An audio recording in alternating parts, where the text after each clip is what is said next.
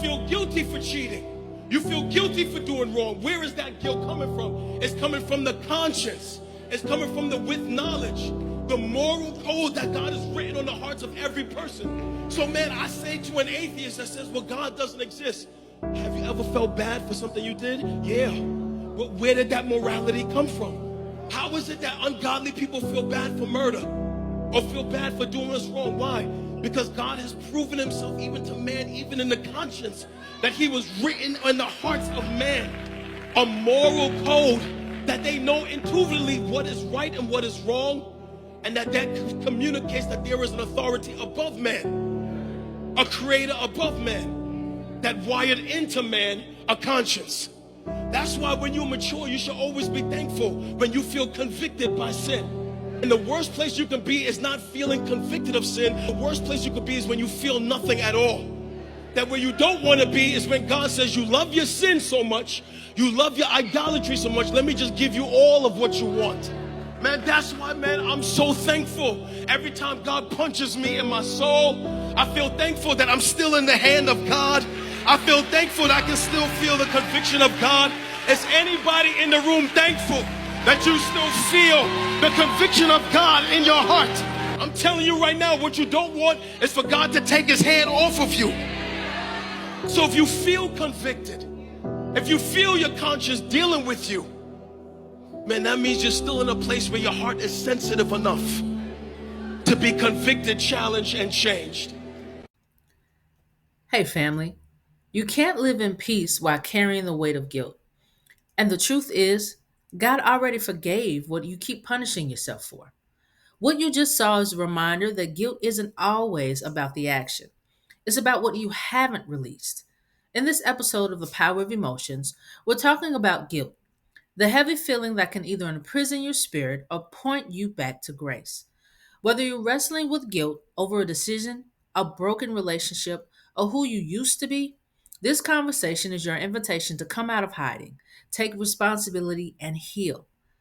It's time to let go, not because you're perfect, but because you're forgiven. Let's talk about it. Automatic redirection. Tired of being tested on the same lesson. Get the money, keep collecting. I expect the best and nothing less. I bet I get it. Automatic redirection. Tired of being tested on the same lesson. Get the money, keep collecting. I expect the best and nothing less. I bet I get it.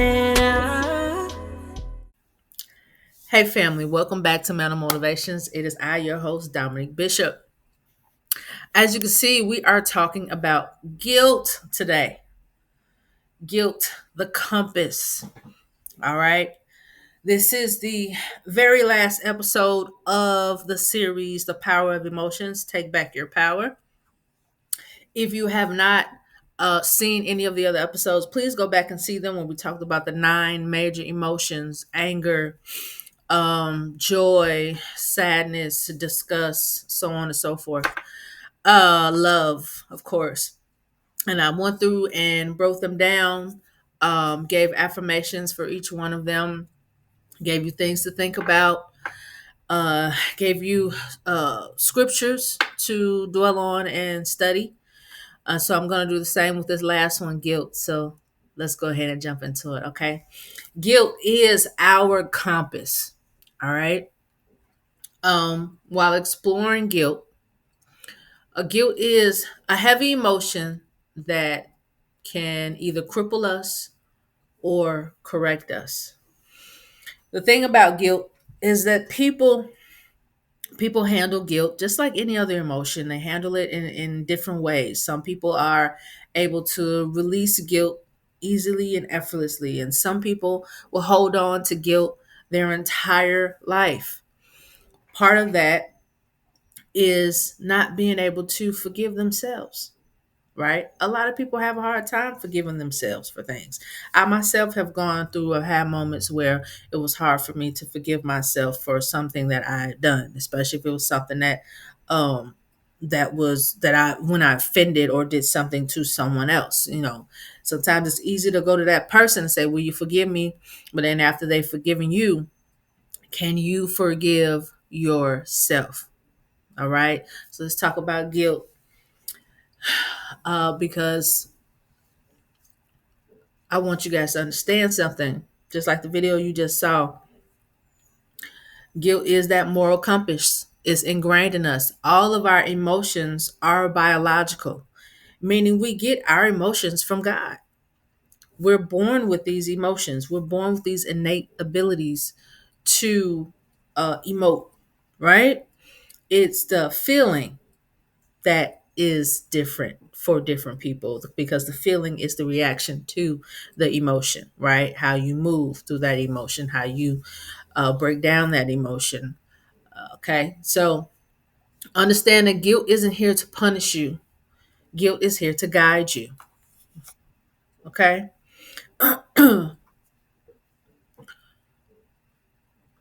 Again, guilt is not here to punish you. Guilt is here to guide you. And that's, again, going back to being guilty, having shame, and being able to release and let go. When you have guilt, what is it that you're holding on to exactly? Why can't you forgive yourself? Right? These are some questions that we need to ask ourselves. What is it? What is it about that particular situation or moment, or why you that you're going through, that you can't seem to let go of that guilt? So, are some of the roots from guilt? We have a violation of one's values, morals, or commitments, right? A sense of wrongdoing, whether it's real or perceived, because sometimes we have guilt that's not even our own. Sometimes we have guilt that belongs to somebody else. Sometimes guilt is placed upon us by other people through manipulation. So you have to be careful with that also. Let's see, another root to guilt is inner conviction that you've hurt someone or fallen short. I myself am quote unquote guilty of that. Uh Not necessarily that, yeah, I have the inner conviction that I have hurt someone, but I'm one of those type of people. I don't have any problem going to someone and saying, "Hey, will you forgive me for doing this?" And A, B, C, and D, and I will go through the process of forgiving myself, and letting go. The problem that I still deal with is falling short of my own expectations. Yes, other people have expectations of me, but those that mine don't matter, and those that matter don't mind. For me, though, I have very high expectations for myself. So when I fall short of my own goals and my own expectations, I have a tendency to feel guilty. I have a tendency to be like, man, I wasn't able to get that done when I needed to, or that task will stay in the back of my mind, or those tasks, those multiple, will stay in the back of my mind. I got to do this. I got to do this. I got to do this. But that's just me trying to catch up with myself, me trying to stay focused. But I have to learn too. It's okay for me to let go and give myself grace as well when it comes to my own expectations for myself. All right. The related emotions or feelings for guilt will be regret, of course, remorse, sorrow, and self blame. What's the power frame? Power frame is guilt is not your enemy. Again, it's your compass directing you. When used wisely, it helps you take responsibility, restore relationships, and realign with your higher self, your higher moral self. All right, let's talk a little bit about the science behind this. So, guilt activates the prefrontal cortex, all right in the front of your brain. This is the region responsible for empathy, decision making, and morality. Healthy guilt is emotional accountability, toxic guilt is shame and paralysis. So, let's think about it. Healthy guilt is emotional accountability, right? So healthy guilt is, I know I did something wrong. I need to make amends for it. right? I know I offended someone, or I know I should not have stolen that, or I know I should not have done that to that individual. Now I'm going to hold myself accountable. I'm going to either return the stolen goods or I'm going to go to the individual that I did wrong to. I'm going to apologize to them and see if I can make amends, right? So that is the accountability part of it. The toxic guilt, the shame, and the paralysis is the negative part of it, where it's okay, I'm so guilty, I'm so shameful, I don't know what to do. Or I'll just hold on to this and harbor this and take it with me throughout my entire life. No, that's not what we're doing here. Let's let go of the guilt, let's let go of the shame, right? Let's do what we can to make amends. For those of you who feel convicted, you heard the video in the beginning. Those of you who feel convicted, and there are some people out here who don't feel convicted. If you look at all these people who, for example, murderers, sexual offenders, predators, um, liars, right? Those things are considered morally wrong, right? In society, these are things that are considered morally wrong. Theft, these are things that are considered to be morally wrong. But you have some people who can do those things easily and effortlessly because they have no conviction, because they're so comfortable in doing what they're doing. They have no conviction about it, so they hold no guilt for it. Whereas someone like me, I don't even want to steal a pen from somebody. I feel bad about that. You get what I'm saying? Or hurting someone's feelings. I apologize. I hurt your feelings. I didn't mean for my words to come out that way. My tone was off, or if what I said offended you, I apologize. Right? We're not going to talk about murder. That's not even on my mind. Like taking someone's life. Now maybe, when I was a cop, that was something different, but that was part of the job. If I had to, thank God I never had to, when I was never put in that situation where I felt I needed to. Did I draw my gun? I drew my gun a couple of times, but I didn't feel the need to fire. Thank God for that, because that's something else. That probably would have been on my conscience. Taking a life is something extremely serious, right? And you have some people out here that take lives with no problem, no conviction, and they don't have any guilt for it. They're not thinking about it. So that's the difference between taking ownership or having emotional accountability, for healthy guilt, right? I did something wrong. I got to change that. I got to make amends for it. So, also, guilt can motivate change or lead to cycles of over apology, self punishment, and a fear of failure. I think for me, it's mostly the fear of failure, just being real with y'all. That's for me, right? Like I said, I have so many high expectations for myself, and I want to do so much more in life. I know somebody younger than me that may look at me and be like, "You old," because I'm 40, but there's somebody that's 60 or 70 that's looking at me and is like, "You still got years ahead of you, sweetheart. You young." Right? So I'm at that middle age right now, but I still have so much more that I want to do in life and have so many high expectations. So for me, it's sometimes the fear of failure, of not doing exactly what I want to do or meeting my expectations.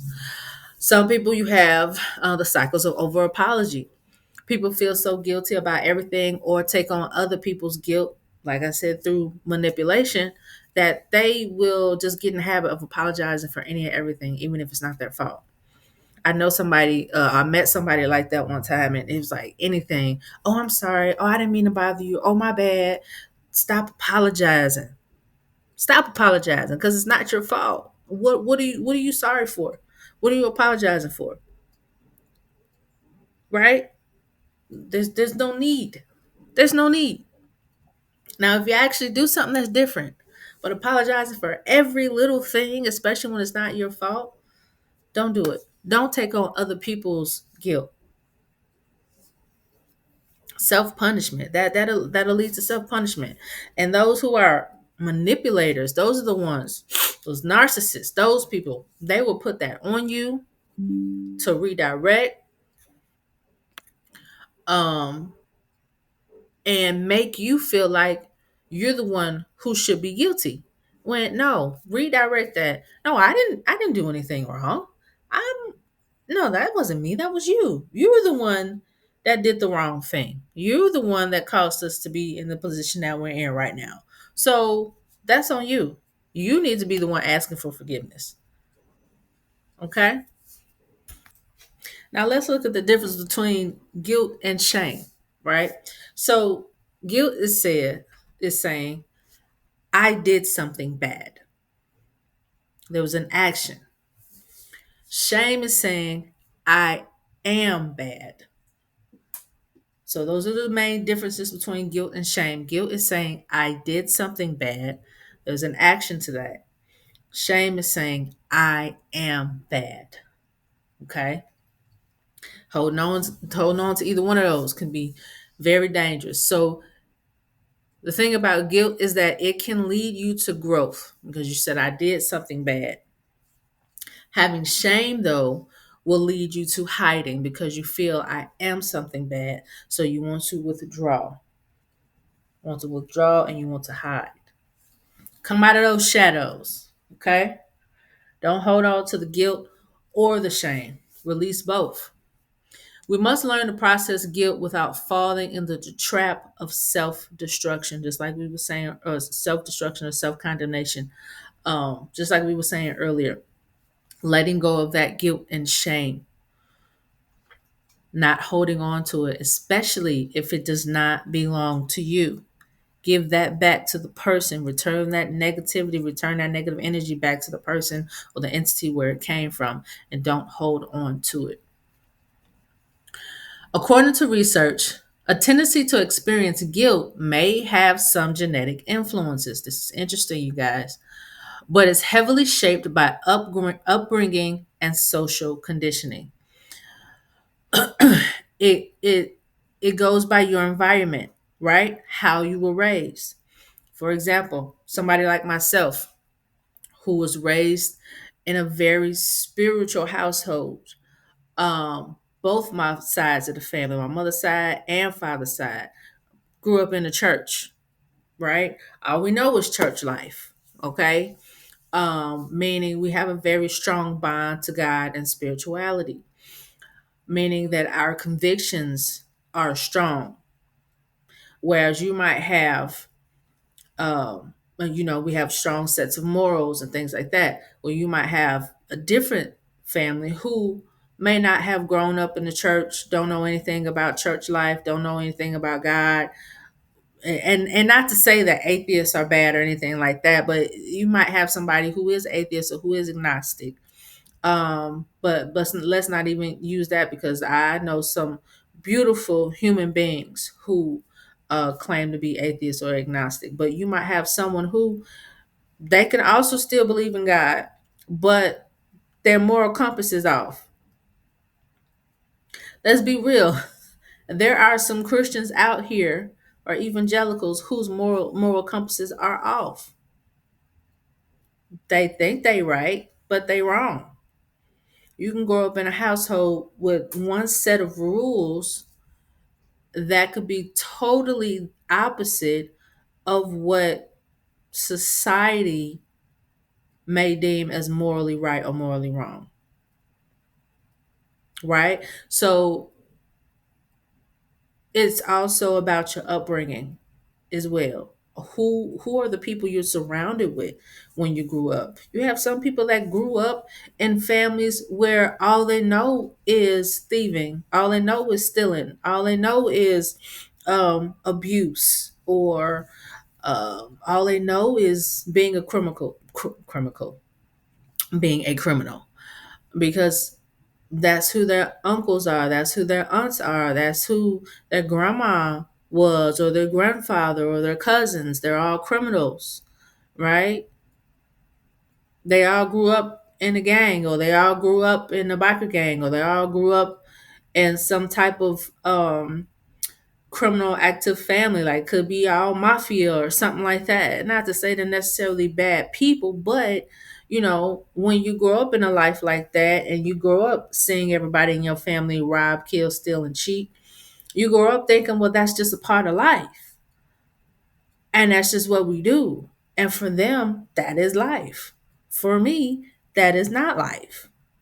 I can't do that and get away with it. It's funny because I figured out a long time ago. I am one of those people. I just get caught. I get caught. And I don't know if that's, you know, God's hand on my life. Well, I do believe that's what it is as well. Like he won't allow me to go too far astray. I might be able to go out, have my fun, do whatever, but when it comes to some serious stuff, he won't allow me to go astray. And let me give you an example. Um, my DUI, right? Now, the time I had my DUI, pardon me, and I've told this story before. It was around the time, my mom passed. I was going through some things. Um, and I was still, even though she had passed like a couple of years prior, I was still dealing with grief, dealing with it in my own way. And I'm young, I'm in college, I'm exploring alcohol. I didn't grow up in a family of drinkers. So, I might have got a sip of wine or a sip of champagne on New Year's or for communion or something like that. But that was pretty much the extent of me being around alcohol. Or I might have stole a sip out of my daddy's beer right before he said, hey, go throw this away in the trash can. Like that was it, right? So me going to college, I used to get drunk off of wine coolers, right? My it was easy for me to get drunk. I mean, that's how it is when you first start drinking. You can get drunk off of anything, right? We went from that to okay, I'm graduating to beer now. I can drink beer. I can hold my liquor a little bit better. Went from that to hard liquor, drinking vodka. I drank everything in my 20s. I think probably everybody, almost everybody does, but I drank everything in my 20s in college. Hard liquor, your whites, your darks, your vodkas, your gins, your everything, your whiskeys, all of that. Jaeger. Oh my God, Jaeger. Um, so nasty. Uh, but that's what I was doing. So I'm starting in college my freshman year. By the time I had my DUI, I am 21. So I had been drinking for a couple years now. But unbeknownst to me, I really couldn't handle my liquor the way I thought I could. And, driving while drinking is a no-no. Let's just be real. We don't do that. Don't do that. Uh, I learned my lesson from that a long time ago. But it was only so many times that I was going to be able to do it before something happened, right? And I think for me, and this is just how I'm thinking of it. You all can see it a different way. You all can see it a completely different way. But I feel like in that moment, God said, hey, look, let me stop you right here, right now. Let's cause this accident. And that's why I tell people everything, I don't care what it is. I truly believe that everything happens for a reason because there's either a blessing in it or a lesson in it. A blessing or a lesson, one of the two, a blessing or a lesson. So for me, I had the accident driving, trying to get home, had the accident, messed up my car, totaled my car. I had a 92 Corsica back then. That was my very first car that I got in high school. And it stayed with me all up until I got the DUI and totaled that bad boy. And I hit a parked car and messed up the back of that guy's car. Didn't total his car, but messed it up pretty bad. Ended up having not just criminal charges, but also dealing with it civilly, right? And because I was under 25, I was on someone else's insurance. I was on my grandmother's insurance. So she had to be held responsible for that as well. So not only did I get in trouble for it, my grandmother got in trouble for it because she was the adult on the insurance. But that's one of those situations for me. It was like I feel like God was like, I can't let you do this too much longer, so we're gonna stop this right now. And the only way for you to stop it, for me to stop you continually doing this, is for you to have this accident and spend a little time in jail. Trust me, after that, I haven't been to jail since, not to serve time. I've worked in prisons and worked in jails, but not to serve time. And I don't plan on going back. So I think I learned my lesson, right? So yes, I was guilty. Um, I had my moment and I learned from it. Another thing to think about is how we raise our children, because according to this, is saying that children raised in high blame, high control environments often internalize guilt more easily. This takes me back to the person I was telling y'all about, who I used to know was one of my employees. She was always saying, I'm sorry. And the more I talked to her, she would tell me that her parents were very critical of her growing up, even to the point where when things weren't her fault, she would still get blamed for them. So this is an example of that. When you raise your children in a high blame, high control environment, they're going to internalize guilt more. So remember that when it comes to our children, okay? And also remember that for adults as well. Because again, when these narcissistic people out here trying to manipulate people, you get me? It's wild. It's crazy how people always want to put blame on somebody else instead of taking accountability for what they're doing. Okay? All right. So the first scripture we're going to get into is 2 Corinthians 7, chapter 7, verse 10, New International Version. Godly sorrow brings repentance that leads to salvation and leaves no regret. But worldly sorrow brings death. So godly guilt leads to transformation, not condemnation. It's going back to what the video was in the beginning of this podcast, where God writes his moral code on our hearts, right? It goes back to what I said before, where our emotions are biological, because we get our emotions from God. So yes, having guilt is a form of having conviction. I did something wrong, right? But it's there for us to transform,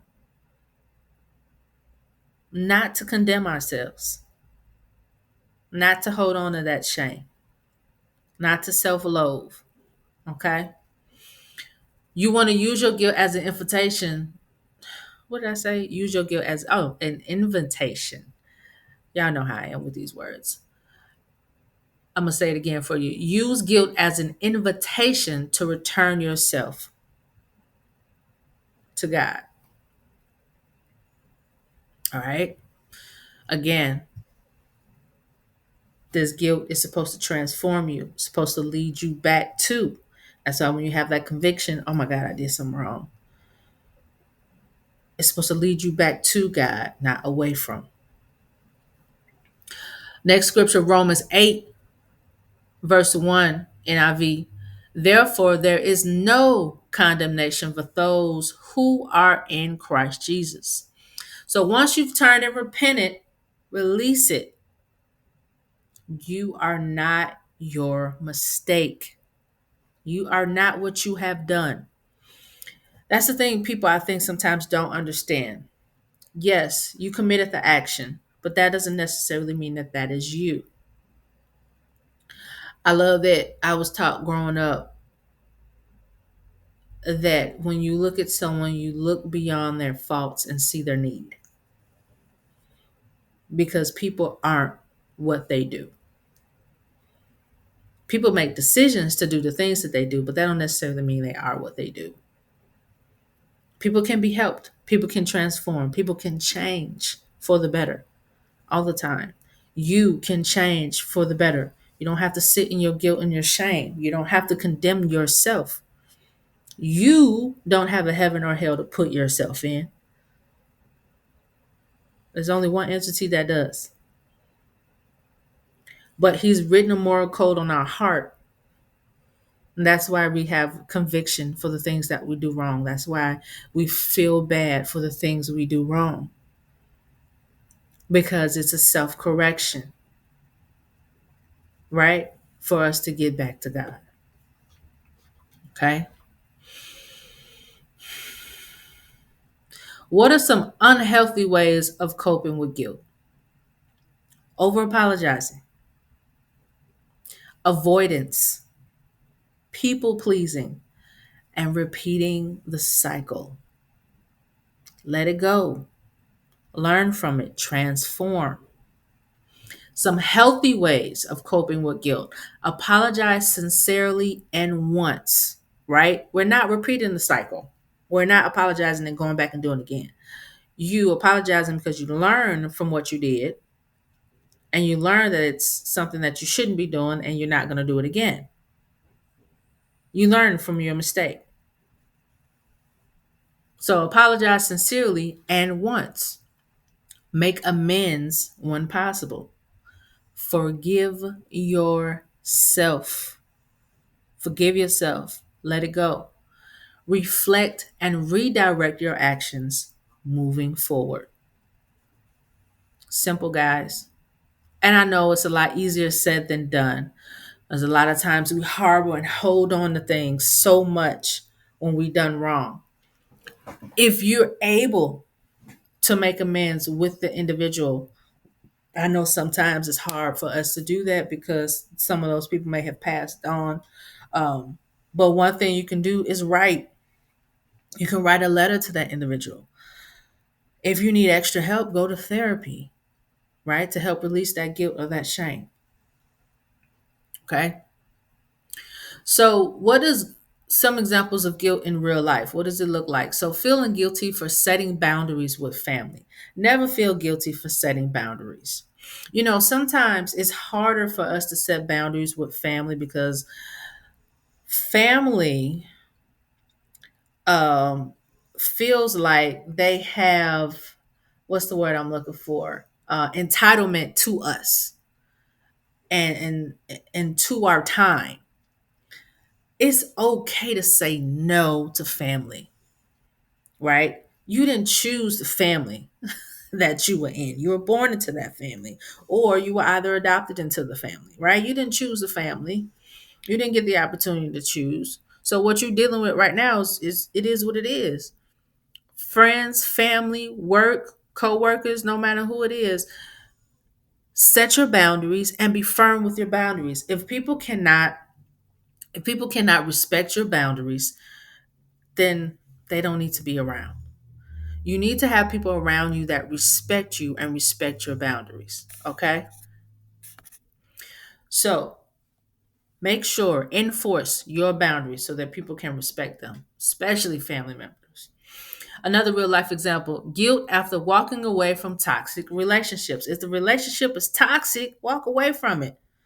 This ties into the first point we just made with setting boundaries with family members. Sometimes family members just don't know how to respect your boundaries because they feel like they have this sense of entitlement to you.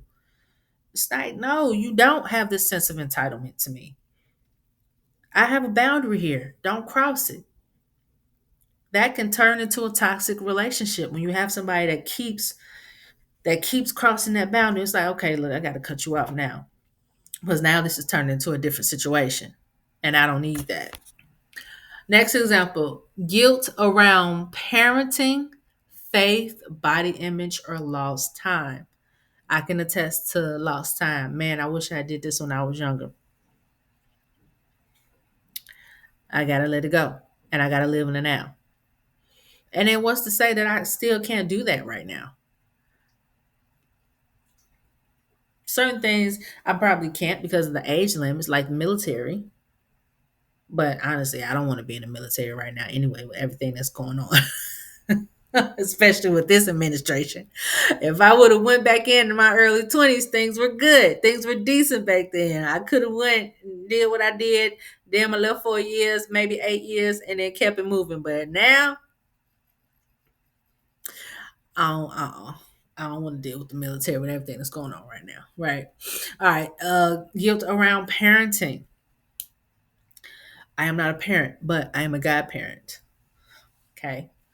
But I can also see it from a child's standpoint, having had a parent who um, felt guilty about some things.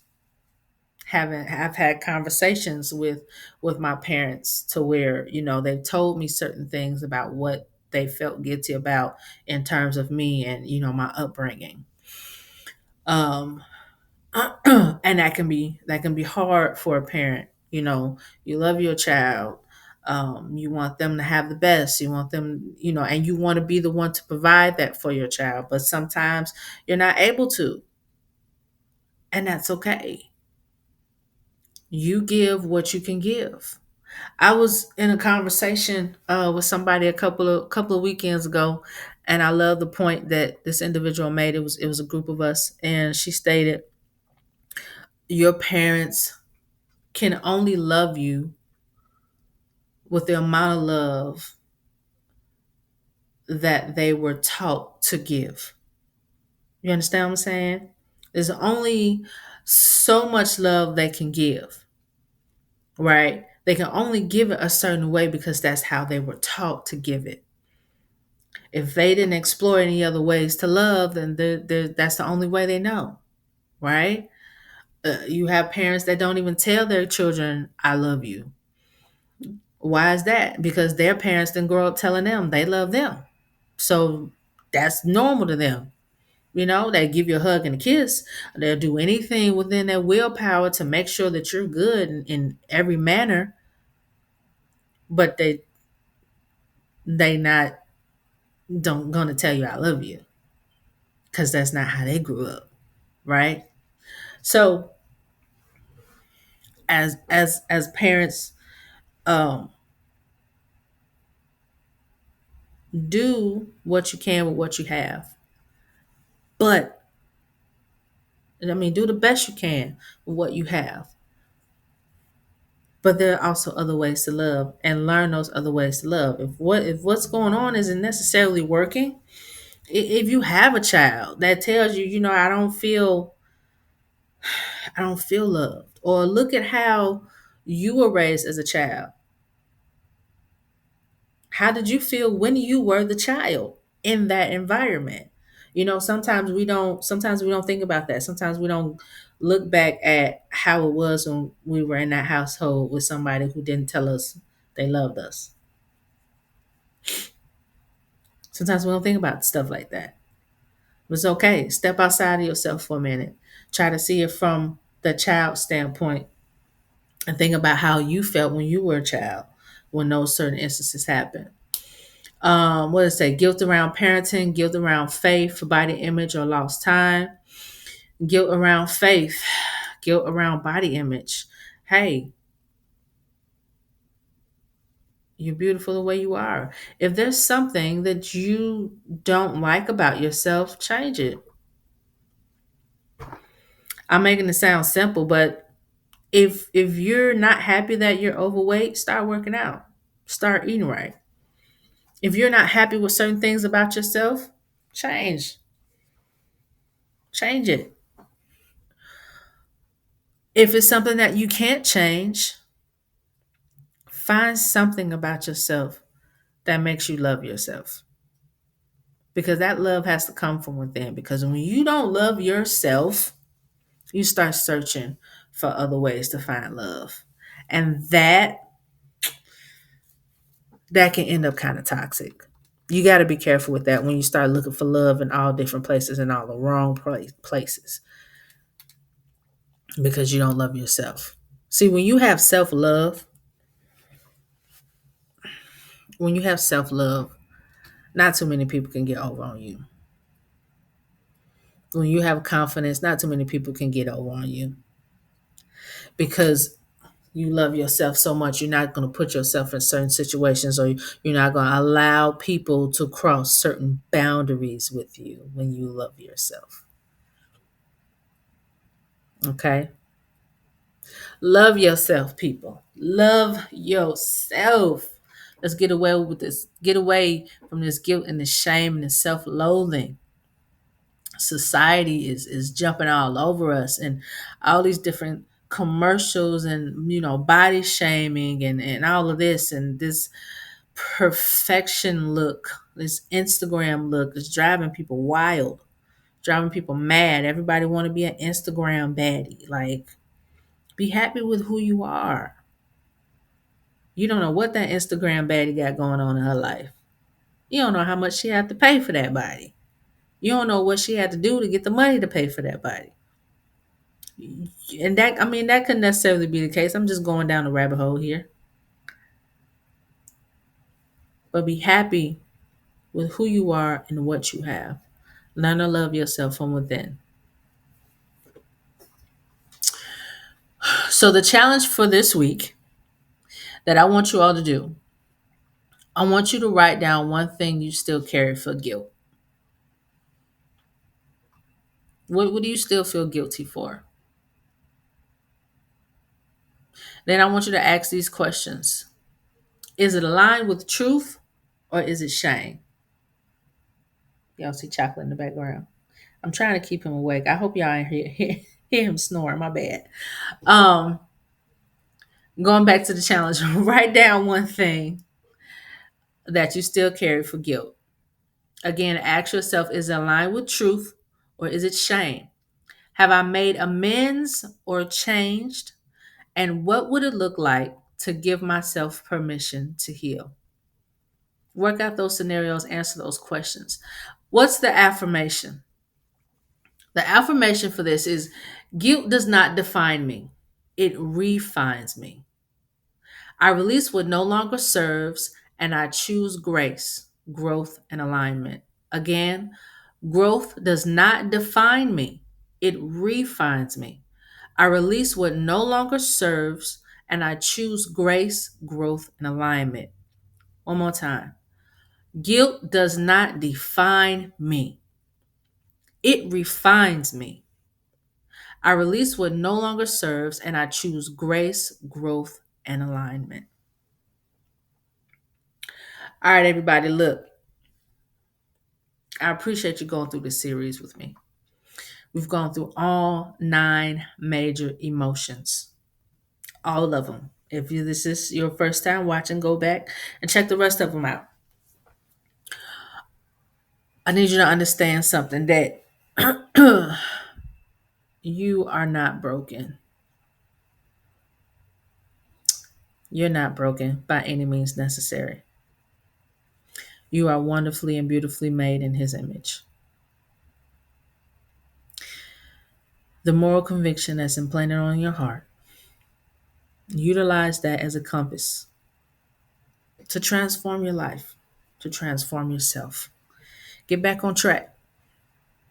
Do what's right for you. Okay? Under the following of God.